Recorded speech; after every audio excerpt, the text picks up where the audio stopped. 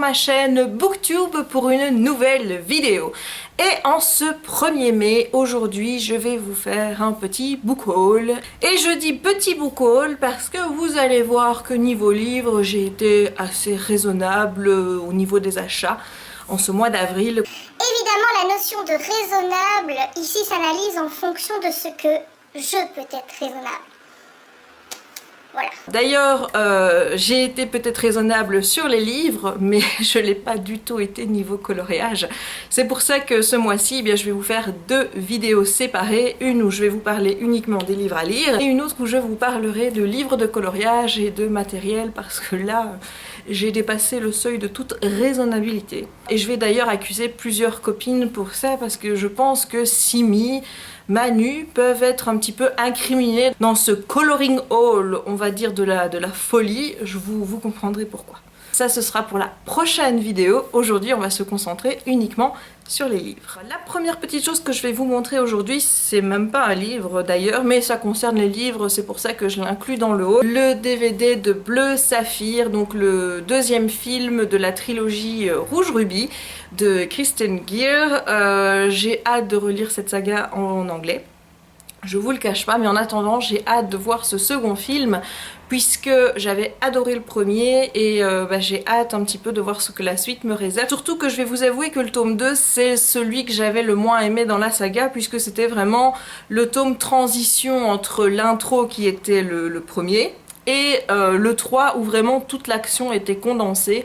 Donc j'ai vraiment hâte de voir comment ce tome de transition va être représenté dans le film.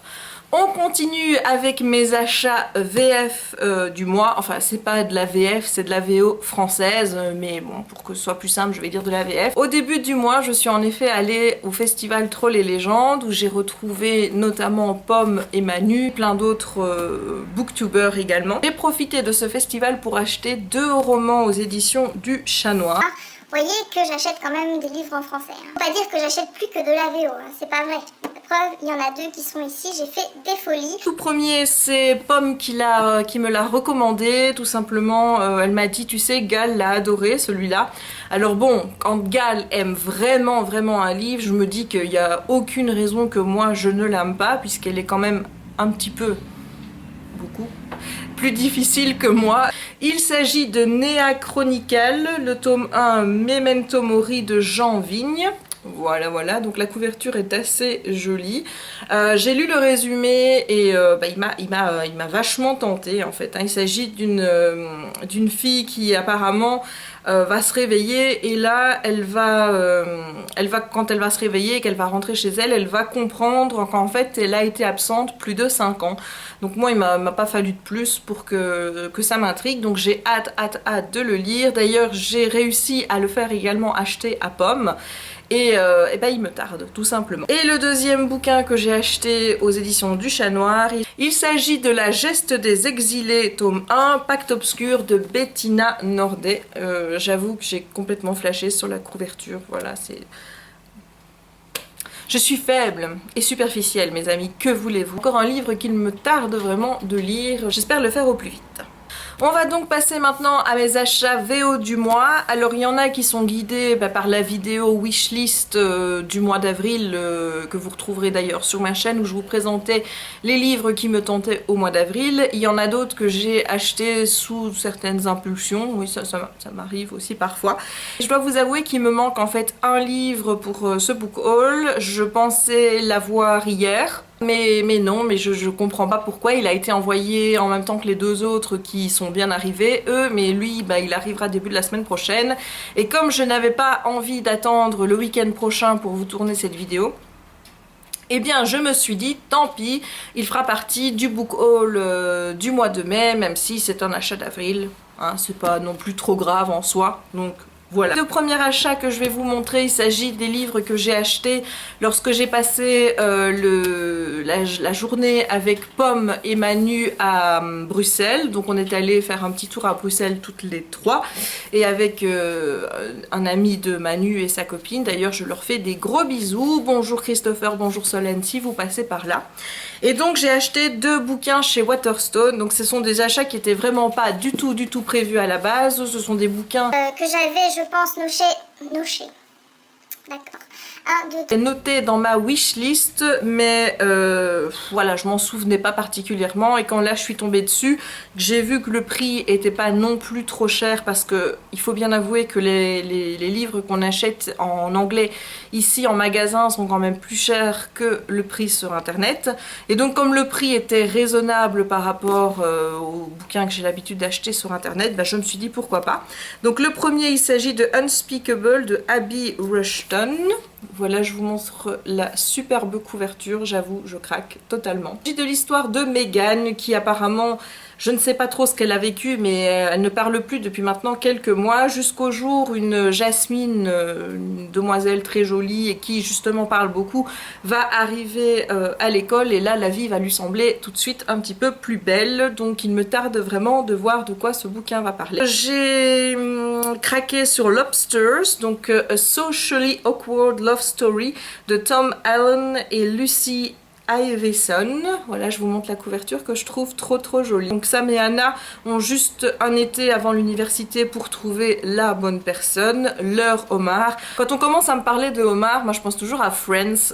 Pour ceux qui se souviennent des années Friends, vous vous souviendrez de l'épisode où Phoebe va expliquer à Ross que Rachel et lui, ils sont leur homard. Parce que les homards, en fait, ils n'aiment qu'une seule personne dans leur vie. Voilà, ils n'aiment qu'un seul homard dans leur vie. Ils vont pas courir plusieurs homards à la fois. Et elle mime et elle dit à un moment, oui, ils sont comme ça et ils marchent pince dans pince, ainsi elle les imite.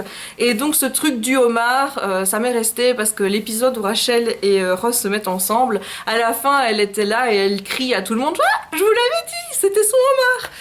Voilà, donc du coup, moi, dès que je vois Lobsters, quand il s'agit d'histoire d'amour, je peux pas m'empêcher de penser à Friends, et du coup, ça me donne envie d'acheter le bouquin, et ça me donne envie de lire un petit peu cette histoire d'amour, surtout que là également le sous-titre A Socially Awkward Love Story. Bon voilà, il en faut pas plus pour que je craque, tout simplement. Le livre que je vais vous montrer maintenant, il n'était pas du tout prévu pour le mois d'avril. En fait, je l'ai acheté suite au dernier live show, donc le live show qui était consacré à Red Queen. Et là, je vous ai demandé en fin de vidéo, le mois prochain, ça vous plairait qu'on fasse un live sur quel bouquin? Et donc, il y a plusieurs livres qui sont revenus en tête de liste, on va dire, et donc j'en ai gardé 3 qui étaient vraiment revenus souvent lors de ce live. Et sur ma page Facebook, le lendemain, je vous ai dit, on choisissait ensemble le prochain live sur base de ces 3 propositions, laquelle vous tente le plus. Et vous avez été très nombreux, je crois que sur une journée ou 2, il y avait déjà une large majorité qui était faite pour ce livre. Et donc du coup, ça a été clair, quoi. Quand j'ai vu que vous étiez très nombreux à vouloir faire un live sur ce livre, je l'ai directement mis dans mon panier Amazon, et voilà, il a rejoint ma palle. C'est The Book of Ivy, le tome 1 de Amy Engel. Donc ici, moi forcément, je l'ai en anglais en paperback. Nous parlerons de ce livre pile dans une semaine, le 8, donc je vais terminer ma lecture en cours, il me reste 20%, je pense, quelque chose comme ça. Et puis je vais directement enchaîner avec celui-ci, parce que sinon je vais encore être à la bourre et ça risque encore d'être catastrophique. Donc voilà. Les 2 prochains paperbacks que je vais vous montrer, il s'agit de sorties de ce mois d'avril. Le premier est également sorti directement en français, puisqu'il est sorti, je pense, une semaine après la VO. Je ne connais plus le titre en français, je vous le mettrai ici quelque part, mais en anglais c'est Simon versus The Homo Sapiens Agenda de Becky Albertalli. Voilà. Et donc ici, il s'agit d'un jeune garçon, donc Simon, qui essaye de découvrir qui il est, quelles sont ses préférences, et il va commencer à discuter avec un garçon qui s'appelle Blue sur internet, et Blue est également à l'école et il va lui révéler qu'il est homosexuel. Et donc ils vont discuter vraiment tous les deux, et un jour eh bien, il va laisser sa connexion ouverte alors qu'il est sur un ordinateur de l'école, et quelqu'un va lire cette conversation et va s'en servir pour lui faire du chantage. Genre, bon ben voilà, moi je suis au courant de tes petites manigances avec ce Blue, et bien si jamais tu ne fais pas en sorte que ta grande copine, je sais plus comment elle s'appelle, tombe amoureuse de moi, et bien, ou alors sorte avec moi, et bien moi je dirai à tout le monde pour vos discussions. On sent un petit peu le sujet tendu de l'homophobie derrière, donc ça m'intéresse énormément de lire ce livre, et donc c'est pour ça qu'il a rejoint ma palle. Et ensuite le dernier paperback, puisque les autres que je vais vous montrer, il s'agit de hardback. Le dernier paperback que je vais vous montrer, c'est mon premier coup de cœur de l'année 2015. Je l'ai lu grâce à NetGalley, donc en e-book. Je vous ai d'ailleurs parlé de ce livre dans mon update lecture consacré au bullying, et c'est donc Life Unaware de Cole Gibson. Ce bouquin, je crois que je vais encore vous rabâcher qu'il faut le lire. C'est juste une bombe, c'est un sujet qui me touche puisque ça parle de harcèlement scolaire. On va suivre Regan qui est une jeune fille, bon bah qui est voilà, elle fait partie du clan des populaires. Sa mère est sénatrice et elle aimerait bien rejoindre les cheerleaders, elle aimerait bien faire partie des conseils de classe, etc. pour justement avoir du positif en plus à pouvoir présenter sur son dossier d'université. Sa mère arrête pas de lui rabâcher à quel point tout cela est important. Pour pouvoir arriver à tout ça, ben justement, elle entre un petit peu avec ses copines dans le jeu des manigances, on parle dans le dos des gens, on essaye de pouvoir trouver des crasses sur les autres pour pouvoir les faire chanter. Enfin bref, voilà, c'est le portrait du bully total. Et puis, quand vous commencez le roman, vous savez donc que Regan est un bully, mais contrairement à d'autres livres que j'ai pu lire sur le sujet et où on suivait donc le bully, ici on se prend directement d'affection de Regan parce qu'on comprend bien tous les enjeux qu'il y a derrière. On voit que c'est une fille en fait qui est pas méchante du tout et qui se laisse un petit peu manipuler, ou en tout cas qui est un petit peu sous le joug de sa mère et qui donc fait tout ça plus pour plaire à sa mère que pour elle-même. Et elle se sent obligée de jouer le rôle de la fille parfaite. À chaque fois qu'elle doit aller à l'école, elle dit bon ben ça y est, je mets le masque de la fille parfaite pour qui la vie est belle, qui a tout pour elle, etc. Alors que au fond d'elle-même, elle a des choses avec lesquelles elle a beaucoup de mal, des choses qu'elle ne veut absolument pas que les gens découvrent parce que ça pourrait aussi nuire à l'image de sa mère. Et donc on découvre tout ça, et un jour, eh bien, il y a tous les messages qu'elles échangent sur Facebook avec ses copines, et là où elle raconte pas mal de crasse sur tous les gens de l'école, puisque bon, elle a quand même une bonne réputation, elle n'est pas vue comme une fille méchante, mais plutôt comme une fille voilà, populaire et dans le bon sens. Et bien le jour où tous ces messages vont être divulgués, elle va devenir un petit peu le vilain petit canard de l'école, tout va se retourner contre elle, même ses amis ne vont plus lui parler, et elle va se retrouver toute seule. Et voilà, moi j'ai trouvé que ce bouquin abordait la problématique du bullying, donc du harcèlement scolaire, mais dans sa globalité. L'auteur vraiment dépeint plusieurs aspects du bullying en disant voilà, le fait d'être bully, le fait d'être victime, le fait du bully qui devient victime, et que tous ces gens qui étaient à la base les victimes se retournent sur elle en devenant des bullies par esprit de vengeance en quelque sorte. L'auteur aborde vraiment ça de manière magistrale. Ce bouquin, moi je l'ai kiffé, je l'ai adoré, c'est un réel coup de cœur. Je vous avoue que là, depuis que je l'ai eu hier, en plus la couverture elle est toute veloutée, j'adore ça. J'ai envie de le relire tellement j'ai adoré. Voilà, donc je vous le recommande, et je vous mettrai en barre d'infos la vidéo où je vous parle en détail de ce bouquin si vous avez envie de le voir. De plus, dès que je serai au courant qu'il y a une sortie VF de prévu, parce que ça je vais suivre ça de très près, croyez-moi, je ne manquerai pas de vous avertir sur ma page Facebook. Donc n'hésitez pas à vous abonner à ma page Facebook, à liker en tout cas, pour pouvoir suivre mes actualités là-bas, parce qu'en général quand il y a des sorties VO que j'ai aimées qui vont arriver en VF, c'est là-bas que je vous préviens. On va passer maintenant au hardback. Donc il y a 3 sorties du mois, enfin il devrait y en avoir 4 puisque je vous ai dit que j'en attendais encore une, et une sur The Book Outlet. En fait là j'ai craqué parce que le prix était vraiment pas cher et le bouquin est juste magnifique et le résumé me tentait trop. Enfin voilà, vous connaissez le topo maintenant, hein, c'est plus la peine de vous le dire. Donc le premier livre que j'ai acheté en hardback, je l'ai acheté en hardback parce que j'aimais pas la couverture du paperback, tout simplement, je voulais celle du hardback. Et là aussi c'est une sortie qui va venir en VF, je pense que c'est au mois de juin chez PKJ, donc le titre reste le même, la couverture est pas la même du tout. Il s'agit de The Girl at Midnight de Melissa Gray. Ce livre est présenté comme un petit peu un mélange de Cassandra Clare et de Leaf Bertugo, je crois, avec la saga Gaisha ou Grisha ou oui, quelque chose comme ça, qui était sorti chez Castlemore. Et bon, j'ai lu un tome de Cassandra Clare, j'ai lu pas du tout l'autre saga, mais ça parle de magie, la couverture est juste magnifique. Il y a d'excellents avis sur ce livre, donc ben, voilà, j'ai envie de vous dire, est-ce que vous avez besoin d'autres raisons de toute façon pour vous le procurer?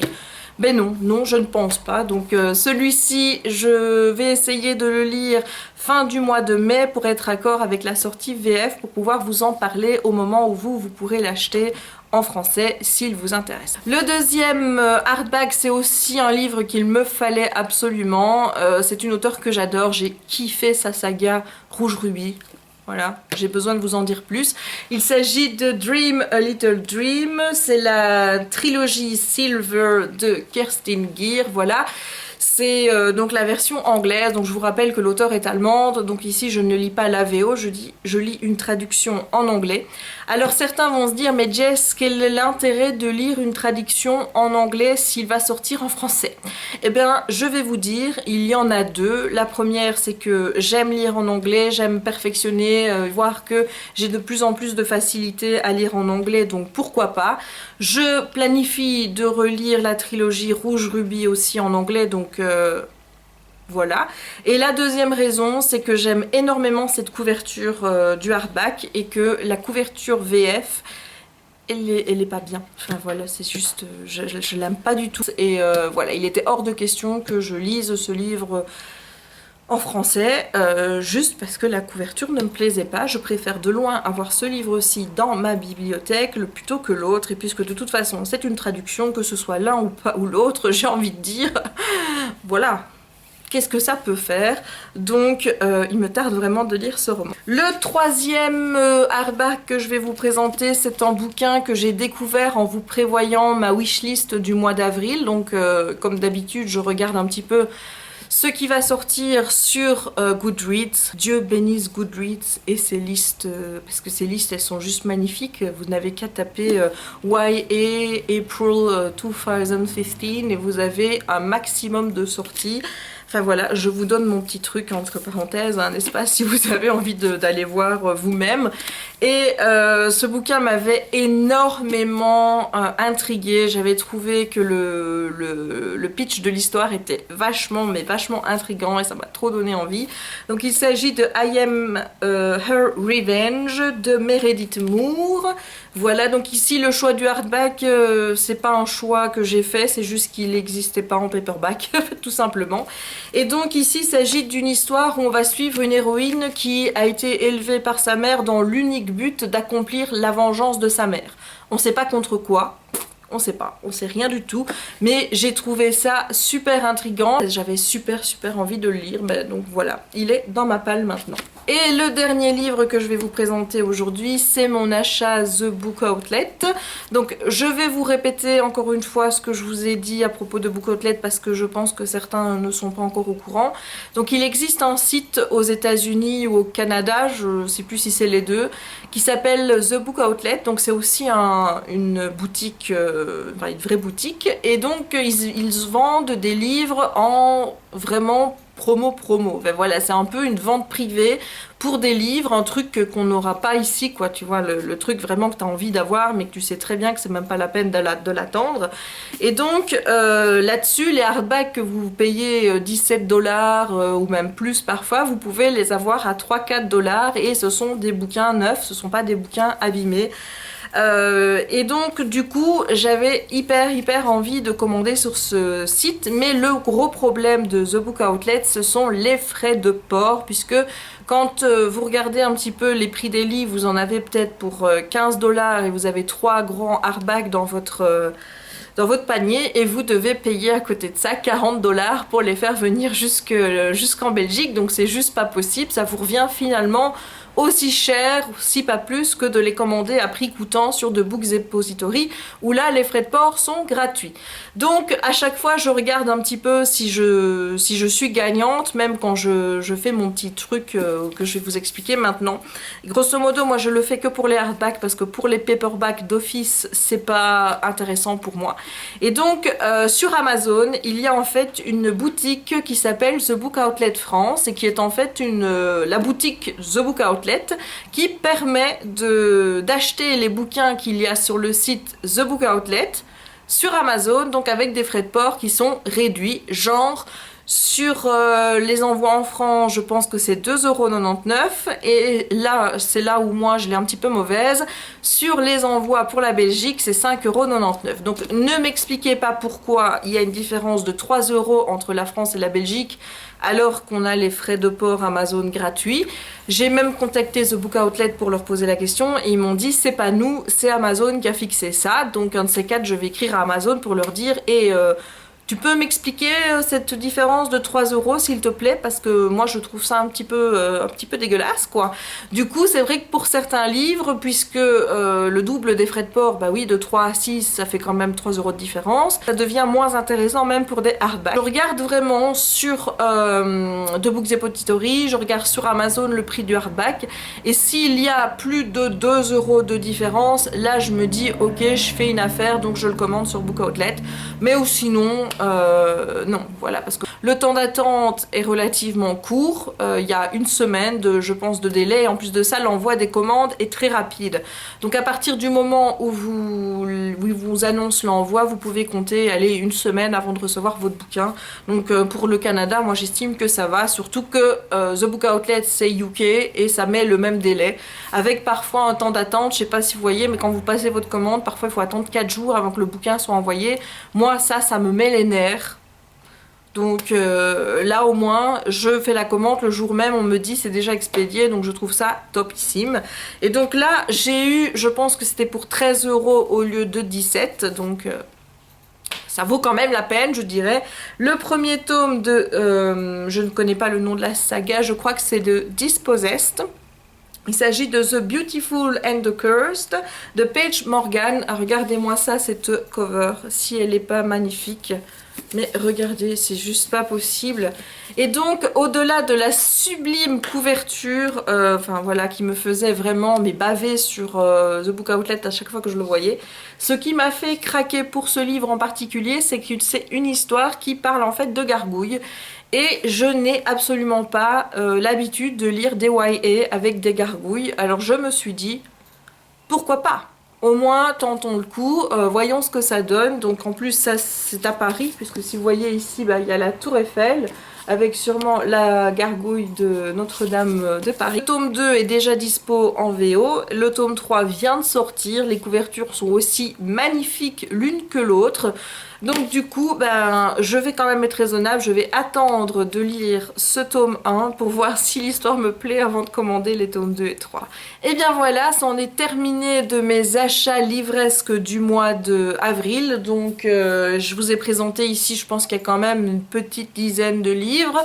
Pour moi, c'est relativement raisonnable, parce que comme je vous l'ai dit, ce mois-ci, enfin au mois d'avril, j'ai plus mis mon argent, mon petit budget bouquin, je l'ai quand même un petit peu mis sur les livres de coloriage et le matériel pour colorier. Donc l'un dans l'autre, je suis plutôt satisfaite de mes achats. C'est pas encore ce que le mois de mai me réserve au niveau achat livresque. Enfin si, il y a toujours celui que j'attends qui va bientôt arriver. J'ai déjà commandé The Hair, donc le tome 4 de la sélection. Je l'ai commandé en paperback parce que le prix du hardback était vraiment trop cher.